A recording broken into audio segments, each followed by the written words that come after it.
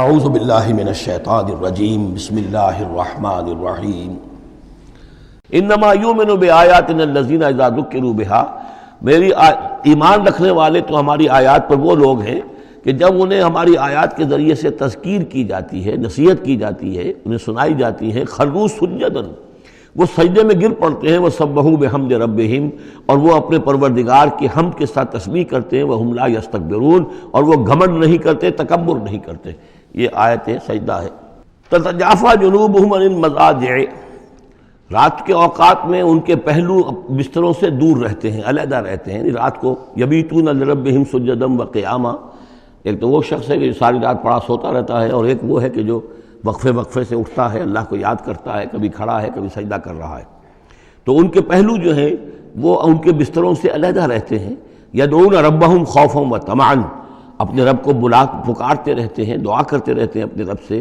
خوف کے ساتھ بھی اور طمع کے ساتھ بھی۔ انہیں امید بھی ہوتی ہے، لالچ بھی ہوتا ہے کہ اللہ تعالیٰ رحم فرمائے، مغفرت فرمائے، لیکن ڈر بھی رہتا ہے کہ کہیں ہماری پکڑ نہ ہو جائے۔ وَمِمَّا رَزَقْنَاهُمْ يُنْفِقُونَ، اور جو کچھ ہم نے انہیں دیا ہے اس میں سے پھر وہ خرچ کرتے ہیں ہماری رضا جوئی کے لیے۔ فَلَا تَعْلَمُ نَفْسٌ مَّا أُخْفِيَ لَهُم مِّن قُرَّةِ أَعْيُنٍ، تو کسی جان کو نہیں معلوم، کسی انسان کو نہیں معلوم کیا کچھ چھپایا گیا ہے ان کے لیے ان کی آنکھوں کی ٹھنڈک کے واسطے، یعنی جنت میں ہم نے کیا کچھ چھپایا ہوا ان کے لیے کوئی نہیں جانتا۔ فَلَا تَعْلَمُ نَفْسٌ، کوئی نہیں جانتا۔ اسی مضمون کو اصل میں حضور نے ادا کیا ہے کہ مَا لَا عَيْنٌ رَأَتْ وَلَا أُذُنٌ سَمِعَتْ وَمَا خَطَرَ عَلَىٰ قَلْبِ بَشَرٍ، باقی جو چیزیں بیان کی گئی ہیں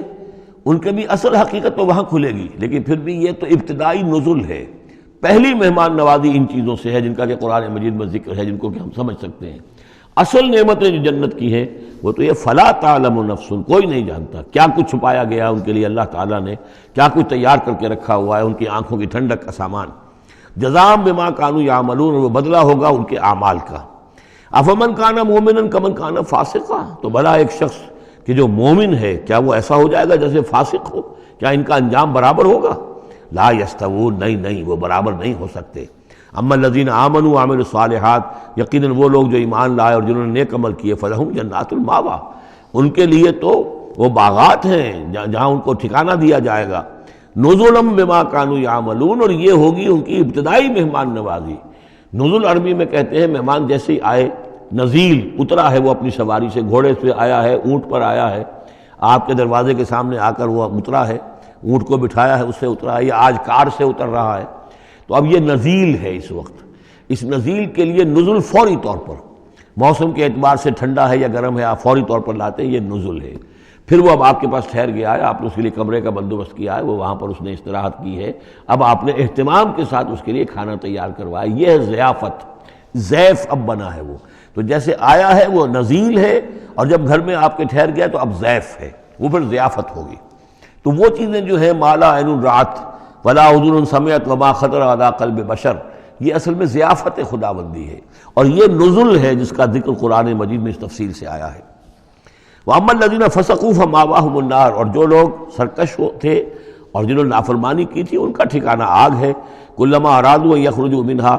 جب بھی وہ چاہیں گے کہ وہاں سے نکل بھاگیں، اُعِیدُوا فِیہا، پھر انہیں اسی میں لوٹا دیا جائے گا۔ وَقِیلَ لَهُمْ ذُوقُوا عَذَابَ النَّارِ الَّذِی كُنتُم بِهِ تُکَذِّبُونَ، اور ان سے کہا جائے گا چکھو اب مزہ اس عذاب کا، آگ کے عذاب کا جس کو تم جھٹلاتے رہے تھے۔ وَلَنُذِيقَنَّهُم مِّنَ الْعَذَابِ الْأَدْنَىٰ دُونَ الْعَذَابِ الْأَكْبَرِ لَعَلَّهُمْ يَرْجِعُونَ۔ یہ ہے آیت نمبر 21 اس سورہ مبارکہ کی، اور آیت نمبر 41 تھی سورہ الروم کی۔ ظہر الفساد فی البر والبحر بما کسبت ایدی الناس لیذیقہم بعض الذی عملوا لعلہم یرجعون، ہم لوگوں کے کرتوتوں کے کچھ اعمال کی سزا دنیا میں دے دیتے ہیں، شاید کہ یہ جاگ جائیں، ہوش میں آ جائیں اور یہ لوٹ آئیں، پلٹ آئیں، توبہ کریں۔ یہاں فرمایا ہم لازماً انہیں چکھائیں گے مزہ چھوٹے عذاب کا،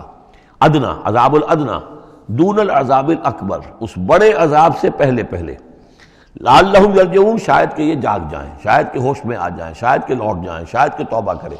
یہ بات جو ہے آ چکی ہے کہ رسول جب بھی بھیجے جاتے تھے تو اللہ تعالیٰ کی طرف سے اس قسم کی تنبیہات کا سلسلہ آتا تھا تاکہ لوگ بیدار رہیں۔ وَمَنْ أَظْلَمُ مِمَّنْ ذُكِّرَ بِآيَاتِ رَبِّهِ ثُمَّ أَعْرَضَ عَنْهَا، اس سے بڑھ کر ظالم کون ہوگا جس کو نصیحت کی گئی اب اس کے رب کی آیات کے حوالے سے پھر بھی اس نے اعراض کیا، یعنی ایک تو نصیحت کوئی کر رہا ہے وہ اپنا جو فلسفہ بھگار رہا ہے یا کوئی اپنی عقل لڑا رہا ہے، اپنی منطق لڑا رہا ہے، ایک یہ کہ اللہ کی آیات کے ذریعے سے تذکیر کر رہا ہے، پھر بھی اس سے اعراض کریں۔ ثم اعرض عنھا انا من المجرمین منتقمون، ایسے مجرموں سے تو ہم انتقام لے کر رہیں گے۔ وَلَقَدْ آتَيْنَا مُوسَى الْكِتَابَ فَلَا تَكُنْ فِي مِرْيَةٍ مِّن لِقَائِهِ، اور ہم نے موسیٰ کو کتاب دی تھی، اور یہ جملہ متردہ بیچ میں آیا ہے کہ اے نبی آپ بالکل شک میں نہ رہیے اس کی ملنے سے یا اس کی ملاقات کے۔ اس کا ایک ترجمہ یہ کیا گیا ہے کہ شب معراج میں حضرت موسیٰ سے بھی حضور کی ملاقات ہوئی تھی، تو اس کی طرف اشارہ ہے کہ آپ کی جو ملاقات ہوئی تھی وہ موسیٰ ہی سے ہوئی تھی، اس میں کوئی شک نہ کیجیے۔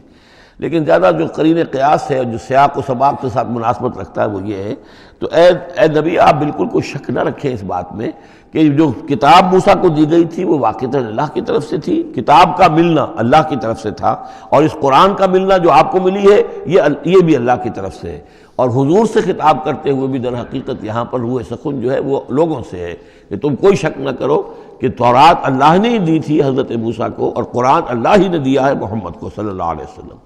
وَجَعَلْنَاهُ هُدًى لِّبَنِي اسرائیل، اور اس کو ہم نے ٹھہرایا تھا، بنا دیا تھا ہدایت، رہنمائی بنی اسرائیل کے لیے۔ وَجَعَلْنَا مِنْهُمْ أَئِمَّةً يَهْدُونَ بِأَمْرِنَا لَمَّا صَبَرُوا، اور ان میں سے پھر ہم نے ایسے امام اٹھائے، پیشوا اٹھائے، رہنما اٹھائے کہ جو لوگوں کو ہمارے حکم سے وہ ہدایت کرتے تھے، رہنمائی کرتے تھے، تورات کی تعلیم کرتے تھے، تورات سمجھاتے تھے، نیکی کا حکم دیتے تھے، امر بالمعروف نہی منکر کرتے تھے۔ لما صبروا، لیکن یہ کام وہ کر سکتے تھے جب خود صبر کی روش اختیار کر لیں۔ اگر آدمی اپنی تمام توانائیاں اور قوتیں زیادہ سے زیادہ عیش، زیادہ سے زیادہ دولت جمع کرنے پر کرے گا تو وقت کہاں سے لائے گا ان کاموں کے لیے؟ اور اس کام کے لیے تو ظاہر بات ہے آپ کو بدی پر کسی کو روکنا ہے، ٹوکنا ہے، نہیں منکر کرنا ہے تو کوئی صبر بھی کرنا پڑے گا، کوئی مصیبت بھی آئے گی، کوئی تکلیف بھی آئے گی، کوئی آپ کو ستائے گا بھی، گالیاں دے گا، اور اگر حکومت کے خلاف آپ نے کوئی بات کہی ہے تو حکومت آپ کو سزا دے گی۔ لہذا صبر کے بغیر یہ کام نہیں ہوتے۔ وَجَعَلْنَا مِنْهُمْ أَئِمَّةً يَهْدُونَ بِأَمْرِنَا، اب ہر شخص کے ہم میں سے یہ خواہش پیدا ہونی چاہیے کہ اللہ تعالی ہمیں بھی، اگر بنی اسرائیل میں سے اللہ تعالی نے بہت سے لوگ ایسے اٹھا دیے جن کی یہ تعریف کی جا رہی ہے، جعلنا منہم ائمۃ یہدون بامرنا لما صبروا، اللہ تعالی ہمیں توفیق دے کہ ہم بھی اس امت مسلمہ میں اسی کام کے کرنے والے بن جائیں، تاکہ لوگوں کو خیر کی طرف بلائیں، حق کی طرف دعوت دیں، لیکن اس کے لیے اپنے لیے صبر اختیار کرنا ضروری ہے۔ کم سے کم اپنا جو ہے اسٹینڈرڈ آف لیونگ رکھیں، تاکہ یہ کہ ہم اپنا وقت سپیئر کر سکیں، جس کو تبلیغی بھائی کہتے ہیں تفریغ الاوقات، اوقات فارغ نہیں کریں گے اپنے، سارا وقت تو لگا ہوا ہے آپ پیسہ کمانے میں، اس لیے کہ اس کے ایک خاص قسم کا معیار زندگی بنا لیا ہے، اور اس کو مینٹین کرنے کے لیے اب جتنا کچھ آپ کو چاہیے اب دن رات ایک کریں گے تو آپ اپنے اس معیار زندگی کو مینٹین کر سکتے ہیں۔ گویا کہ اب ہم اس معیار زندگی کو پوج رہے ہیں، ہمارے پاس اب وقت ہی نہیں ہے، صلاحیت کہاں لگائیں، کس وقت میں لگائیں، کیا کام کریں۔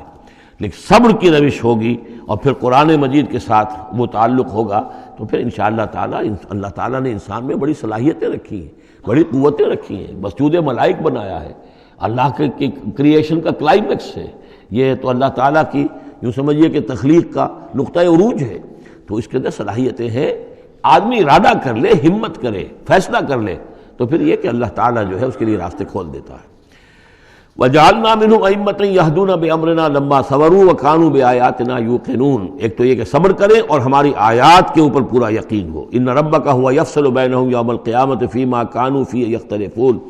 یقیناً آپ کا رب فیصلہ کرے گا ان کے مابین قیامت کے دن ان تمام چیزوں میں جن میں یہ اختلاف کر رہے تھے۔ أَوَلَمْ يَهْدِ لَهُمْ كَمَا أَهْلَكْنَا مِنْ قَبْلِهِمْ مِنَ الْقُرُونِ يَمْشُونَ فِي مَسَاكِنِهِمْ، کیا ان کے لیے یہ بات کافی نہیں ہوئی، ان کی رہنمائی کے لیے، ان کو سبق دکھانے کے لیے کہ ان سے پہلے ہم نے کتنی ہی بستیوں کو اور کتنی ہی نسلوں کو جو ہے ہلاک کیا ہے،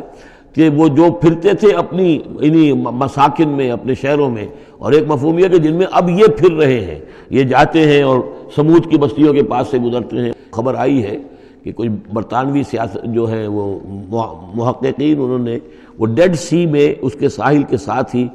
اور پانی کے نیچے وہ آثار موجود ہیں اس شہر کے کہ جس کی طرف حضرت لوط علیہ السلام کو بھیجا گیا تھا۔ تو خبر میں یہ ہے کہ قرآن اور تورات کی جو بات ہے اس کی تصدیق ہو گئی ہے، لیکن وہ بستی جو ہے میرا بھی گمان یہی تھا کہ وہ جو ہے اصل میں سمندر کے اندر آ چکی ہے، اور شاید اسی لیے ڈیڈ سی اس کا نام ہو کہ پورے شہر جو ہیں بڑے ہوئے وہ اس کے اندر دھنس گئے ہیں، اور گویا کہ سب کے سب اسی کے اندر جو ہے ان کی قبر بن گئی ہے، وہ پانی کی قبر کے اندر وہ دفن ہوئے ہیں۔ بہرحال یہ تمام چیزیں جو ہے تم پھرتے ہو، آتے ہو، جاتے ہو، انہی لوگوں کے مساکن کے اندر تم پھر رہے ہو۔ ان فی ذلک لآیات فلا یسمعون، اس میں یقیناً نشانیاں ہیں، تو کیا تم عقل سے کام نہیں لیتے، سنتے نہیں ہو؟ اولم یروا انا نسوق الماء الی الارض الجرز، کیا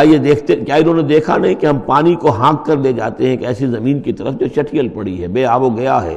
فنخرج بہ زرعا تاکل منہ انعامہم وانفسہم، پھر ہم اس کے ذریعے سے اس پانی میں کھیتی اگا دیتے ہیں کہ جس میں سے کھاتے ہیں ان کے مویشی بھی اور خود یہ بھی۔ افلا یبصرون، تو کیا یہ دیکھتے نہیں ہیں؟ وَيَقُولُونَ مَتَىٰ هَٰذَا الْفَتْحُ إِن كُنتُمْ صَادِقِينَ، اور وہ یہ کہتے ہیں کب ہوگا یہ فیصلہ، اگر تم سچے ہو تو بتاؤ اے مسلمانوں، یہ قیامت یا عذاب یہ کب آئے گا؟ قُلْ يَوْمَ الْفَتْحِ لَا يَنفَعُ الَّذِينَ كَفَرُوا إِيمَانُهُمْ، کہہ دیجئے وہ جو فیصلے کا دن ہوگا پھر اس دن کافروں کا ایمان لانا ان کے لیے ہرگز مفید نہیں ہوگا۔ ایمان لانا غیب میں اب، جبکہ وہ حقائق جو ہیں وہ غیب کے پردے میں چھپے ہوئے ہیں، تب وہ مفید ہے، لیکن جب فیصلہ ہو جائے گا اور جب تمام حقائق جو ہیں وہ نگاہوں کے سامنے آ جائیں گے، یوم الفتح لا ينفع الذین کفروا ایمانہم ولا هم ینظرون، اور پھر انہیں کوئی مہلت نہیں ملے گی کہ اب وہ کوئی توبہ کر لیں یا کوئی اپنی اصلاح کر لیں۔ فاعرض عنہم، تو اے نبی آپ ان سے اعراض فرمائیے، ان سے درگزر کیجئے، ان کی باتوں پر زیادہ نہ جائیے۔ منتظر انہم منتظرون، آپ بھی انتظار کیجئے اور یہ بھی انتظار کر رہے ہیں۔ صدق اللہ العظیم۔